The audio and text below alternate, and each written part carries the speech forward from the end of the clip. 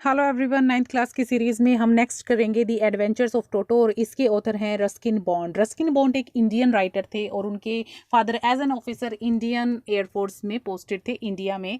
और उनकी जो स्टडी है ऑथर की वो पूरी हुई है बिशप कॉटन स्कूल शिमला से। तो ये उनकी छोटी सी इंट्रोडक्शन थी। अब हम करेंगे quick summary the adventures of Toto bye Ruskin bond. Basically ये स्टोरी है एक पेट मंकी, बेबी मंकी है बड़ा प्यारा सा, उसके बारे में जिसका नाम है टोटो। और इस मंकी को जो ऑथर हैं उनके दादाजी एक टोंगा ड्राइवर यानी तांगा चलाने वाले से 5 रुपीज़ में लेकर आए थे। लिटिल रेड मंकी था और इसके चमकीली आंखें थी, सफ़ेद दांत थे, नुकीली सी तेज तर्रार सी इसकी उंगलियां थी और इसकी पूंछ तीसरे हाथ का काम करती थी पेड़ पर लटकने के लिए या कोई चीज़ इसकी पहुंच से बाहर है उसको अपनी तरफ करने के लिए। इसकी जो स्माइल थी वो किसी भी एंग्लो इंडियन लेडी को डरा सकती थी। अपनी प्राइवेट जू के लिए दादाजी इसको लेकर आए थे। उनकी जो जू थी उसमें रैबिट, टॉर्टोइज, स्क्विरल और गोट, डोंकी, काफ़ी सारे एनिमल्स थे। दादी जो थी हमेशा गुस्सा करती थी दादाजी को कि जब भी घर में कोई नया बर्ड या एनिमल आता था उनको अच्छा नहीं लगता था दादाजी का ये शौक। फिर भी उसके बाद उनकी जो टोटो की प्रेजेंस है उसको सीक्रेट रखा गया घर में दादी जी से छुपा के कि जब भी उनका मूड अच्छा होगा हम उनको बता देंगे। दादाजी ने जो है ऑथर के रूम में एक दीवार थी, वहां पर एक कोठरी टाइप बनी हुई थी, वहां पर टोटो को रख दिया। और कुछ टाइम बाद जब उनको याद आया कि अब उसको हमने रिलीज करना है तो वो गए तो देखा कि उसने जो वहाँ का वॉलपेपर वगैरह था वो सब कुछ फाड़ा हुआ है। अब ईंटें नज़र आ रही हैं, प्लास्टर नज़र आ रहा है दीवार में से। और उसने ब्लेजर भी स्कूल का फाड़ दिया था ऑथर का। और जो ऑथर था वो डर गया था कि दादी माँ अब क्या कहेंगी, लेकिन जो ग्रैंडफादर थे उन्होंने कहा कि तुम्हें घबराने की ज़रूरत नहीं है। इवन वो बहुत ज़्यादा खुश नज़र आ रहे थे टोटो के इस काम पर और कहा कि देखो कितना चालाक है, तुम्हारा ब्लेजर फाड़ के ये एक रस्सी बनाना चाहता है ताकि वो खिड़की से कूद सके। उसके बाद उसकी प्रेजेंस को सीक्रेट रखा गया घर में और जो टोटो था उसको सर्वेंट्स के क्वार्टर में एक बड़े से पिंजरे में डाल दिया गया और वहां पर रखा गया जहाँ जहाँ पर टोटोइज भी थे उनकी जू में। मैंने बताया था जैसे रैबिट थे, स्क्विरल थी और गोट थी, लेकिन उनके साथ उसको सोने की अभी आज़ादी नहीं थी। नेक्स्ट डे जो दादाजी थे उनको पेंशन के लिए देहरादून छोड़ के सहारनपुर जाना था और उन्होंने डिसाइड किया कि मैं टोटो को साथ लेके जाऊंगा। अनफॉर्चुनेटली जो ऑथर हैं वो दादाजी के साथ उस ट्रिप पे नहीं जा सके और उन्होंने एक बिग ब्लैक कैनवस बैग में उसको रखा टोटो के लिए, जो कि बहुत मजबूत था, उसको वो फाड़ नहीं सकता था और उसको बंद कर दिया। कोई रास्ता नहीं था टोटो तक वहां से बाहर निकल सके।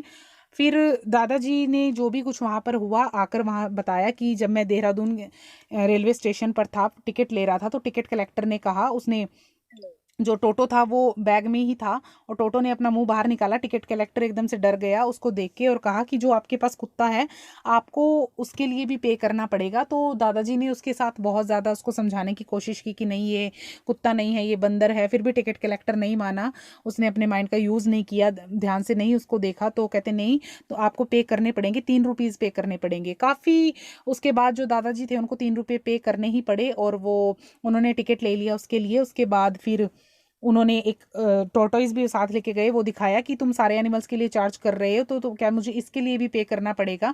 तो टिकट कलेक्टर ने बड़ा क्लोजली टोर्टोइज को देखा और कहा कि नहीं, अ, ये डॉग नहीं है तो आपको इसके लिए पे नहीं करना पड़ेगा। उसके बाद जब फाइनली एक्सेप्ट कर लिया ग्रैंड मदर के द्वारा उसको, तो एक फैमिली डोंकी नाना थी, वहां पे जो नाना के पास टेबल में उसको रख दिया गया टोटो को। फर्स्ट जो उसकी नाइट थी वहां पर उस टेबल में ग्रैंडफादर गए देखने के लिए कि वो कंफर्टेबल भी है या नहीं है। और क्या पाते हैं वहां पर नाना को कि नाना जो है वो नहीं आ रही अपने घास के पास, उसको खींचने की कोशिश करते हैं उसके हॉल्टर में। और फिर जो ग्रैंडफादर है नाना को एक स्लैप देते हैं, लेकिन वो क्या देखते हैं कि उसके जो ईयर थे नाना के उस पे टोटो ने बहुत जोर से काट लिया था। उसके बाद जो नाना थी वो नाराज हो गई थी टोटो से और कभी वो फ्रेंड नहीं बने। और जो टोटो था उसको एक ग्रेट ट्रीट दी जाती थी विंटर में, उसको गर्म पानी दिया जाता था नहाने के लिए।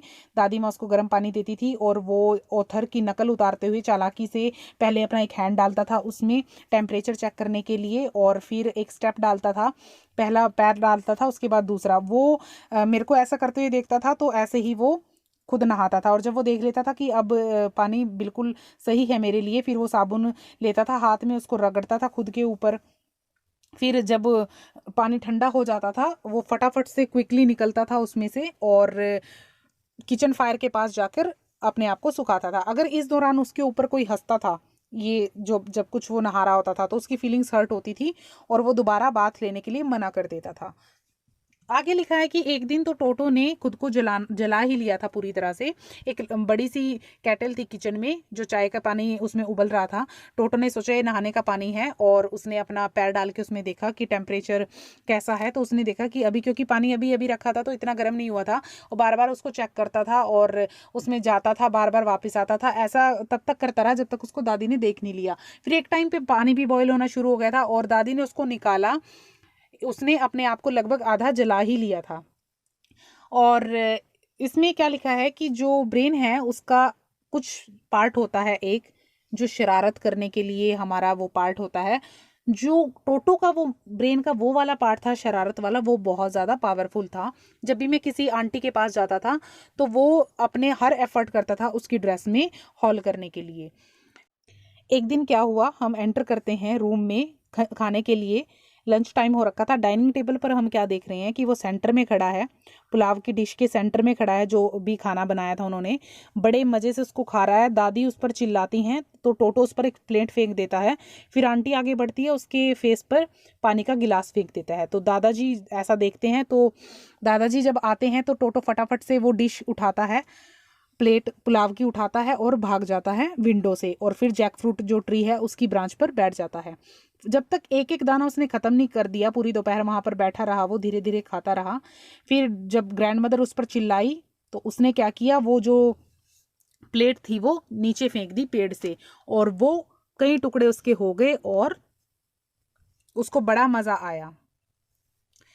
आगे इसमें लिखा है कि अब इतना सब कुछ कर दिया था कि हम, दादाजी कह रहे थे कि हम इसको ज़्यादा देर के लिए नहीं रख सकते थे। ग्रैंडफादर को ये रियलाइज़ हो गया था कि अब हम इतना जोखिम नहीं उठा सकते इसको रखने के लिए, क्योंकि वो कपड़े और जितनी भी खाने पीने की चीज़ें थी, पर्दे थे और वॉलपेपर थे, उनको रेगुलरली वो नुकसान पहुंचा रहा था, परेशान कर रहा था।